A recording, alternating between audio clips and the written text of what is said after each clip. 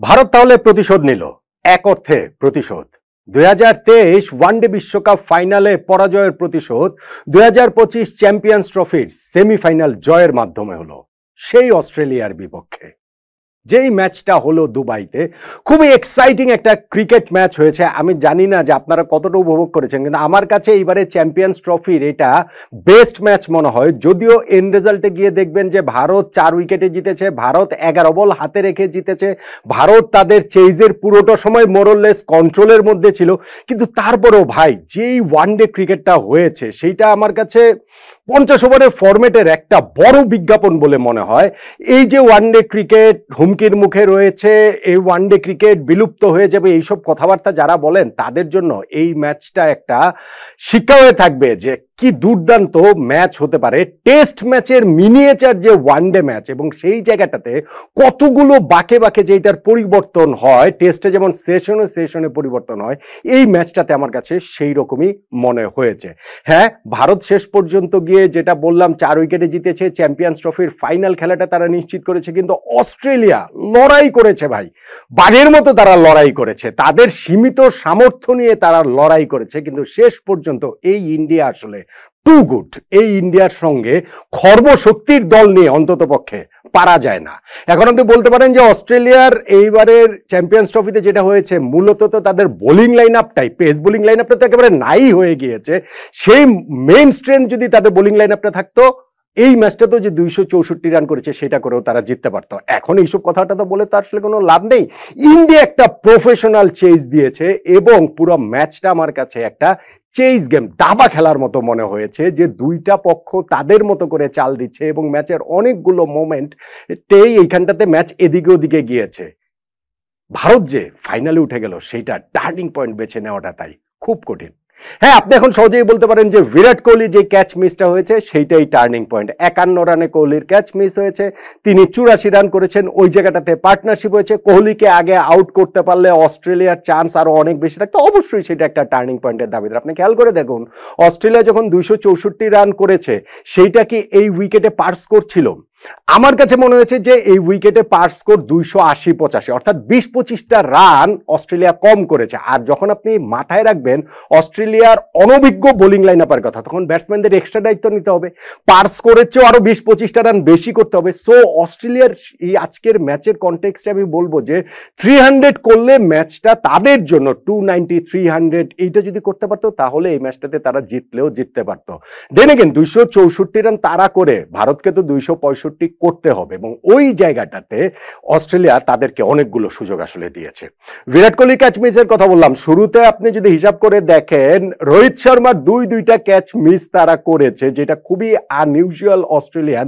তারা কোহলিকে চান্স দিয়েছে, ওইখানে কুপার কনলি তার ক্যাচ ফেলেছেন শুরুতেই, তারপরে মার্নাস লাবুসেন দৌড়ে গিয়ে ক্যাচটা পেয়েও গিয়েছিলেন, কিন্তু হাতে রাখতে পারেনি। যাই হোক, সেটা খুব বেশি কস্টলি হয়নি। শুভমান গিল আউট হয়ে গেলেন, বোল্ড হয়ে গেলেন, তারপরে যখন রোহিত শর্মা আউট হয়ে গেলেন, 43 রানে 2 উইকেট ভারতের পড়ে গিয়েছিল।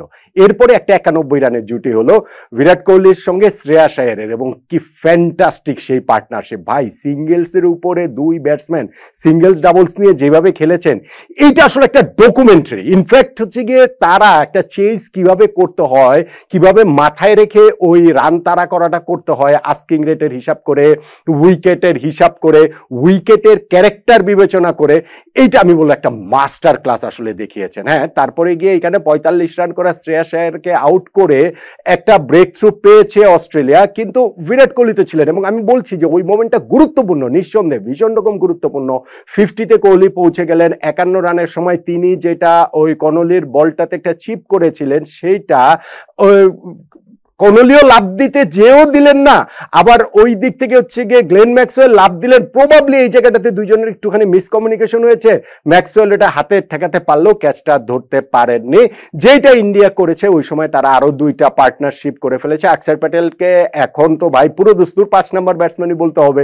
বিরাট কোহলির সঙ্গে ওই জায়গাটাতে আরো একটা তার পার্টনারশিপ হয়ে গেল 40 রানের। তিনি যখন আউট হয়ে গেলেন, KL রাহুল এলেন, এবং সেইখানটাতে আরো একটা 40 রানের পার্টনারশিপ হলো, এবং মনে হচ্ছে ছিল যে বিরাট কোহলির সেঞ্চুরি করবেন, ইন্ডিয়া ম্যাচ জিতবে, কোহলি নট আউট থাকবেন, যেইটা রান চেজের মাস্টার কোহলির ক্ষেত্রে দেখা যায়, সেইটাই যে হয়নি একমাত্র আক্ষেপ এইটাই থাকতে পারে ভারতীয়দের, যে কোহলি আসলে সেঞ্চুরিটা পেলেন না।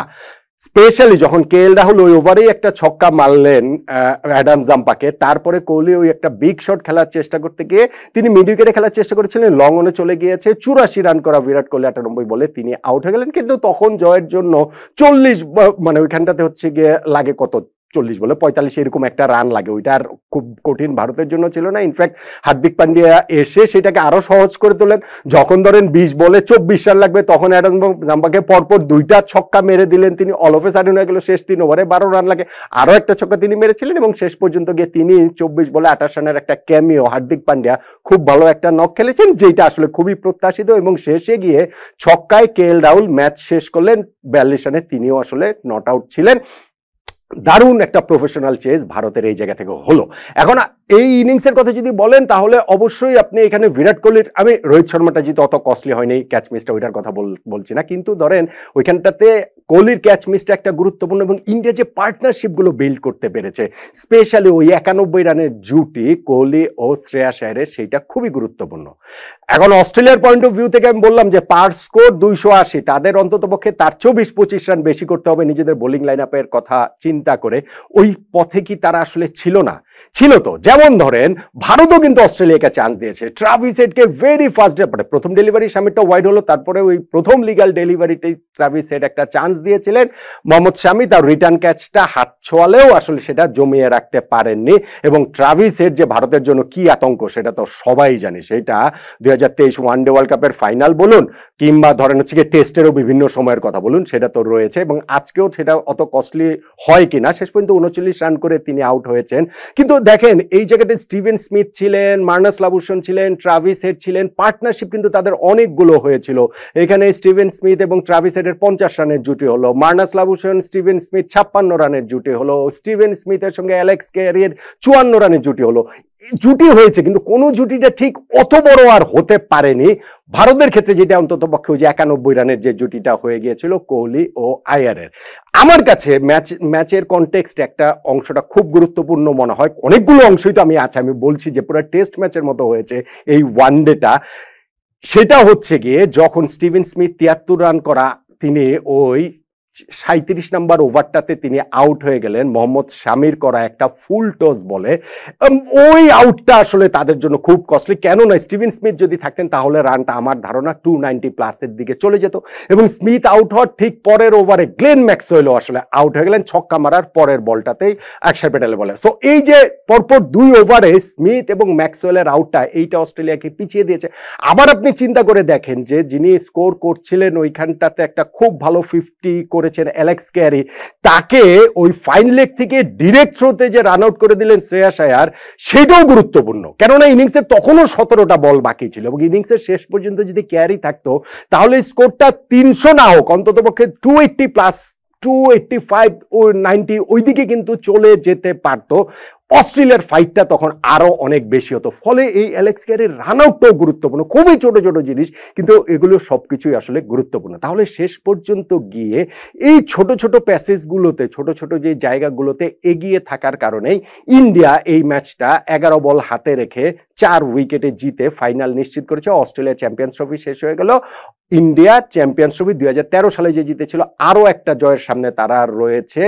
এই 12 বছর পরে 1 ম্যাচ দূরত্বে তারা এখন রয়েছে। নিউজিল্যান্ড সাউথ আফ্রিকা ম্যাচের বিজয়ীর জন্য তারা এখন অপেক্ষা করবে ফাইনালটাতে।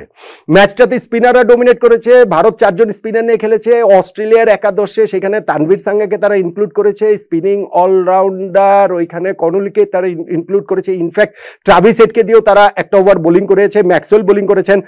কিন্তু শেষ পর্যন্ত গিয়ে ভারতের এই ব্যাটিংটা আসলে টু গুড, তাদের সঙ্গে আর পেরে ওঠেনি। টার্নিং পয়েন্ট তাহলে পুরো ম্যাচের বিবেচনায় এটা কোনটাকে বলবো? বিরাট কোহলির ক্যাচ মিসটাকে বলা যেতে পারে। ইনফ্যাক্ট শুরুর টসটাও গুরুত্বপূর্ণ ছিল, সেটাও আলোচনা করতে ভুলে গিয়েছি। এই নিয়ে টানা 11টা ওয়ানডে ম্যাচে টসে হারলেন রোহিত শর্মা এবং ভারত সব মিলিয়ে 14টা ওয়ানডে ম্যাচে টসে হারলো। এটা আসলে একটা অবিশ্বাস্য ব্যাপার। সেইখানটা তো অস্ট্রেলিয়া একটু এজ পেয়েছিল। ফাইনালে গিয়ে আমার কাছে মনে হয় যে উইকেটটা খুব ভালো ছিল, খুব ভালো আচরণ উইকেটটা করেছে, প্রপার ওয়ানডে উইকেট এখানটাতে হয়েছে। আমি টার্নিং পয়েন্টে বিরাট কোহলির ক্যাচ মিসটাকে তার চেয়ে বেশি করে আমার কাছে মনে হয় যে অস্ট্রেলিয়া আসলে যথেষ্ট রান স্কোরবোর্ডে তুলতে পারেনি, এবং সেইখানটাতে মোহাম্মদ শামির ফুলটস বলটাতে যে আউট হয়ে গেলেন স্টিভেন স্মিথ 73 রান করে, এবং ভেরি নেক্সট ওভারটাতে আউট হয়ে গেলেন হচ্ছে গিয়ে গ্লেন ম্যাক্সওয়েল। ওই যে 6 বলের মধ্যে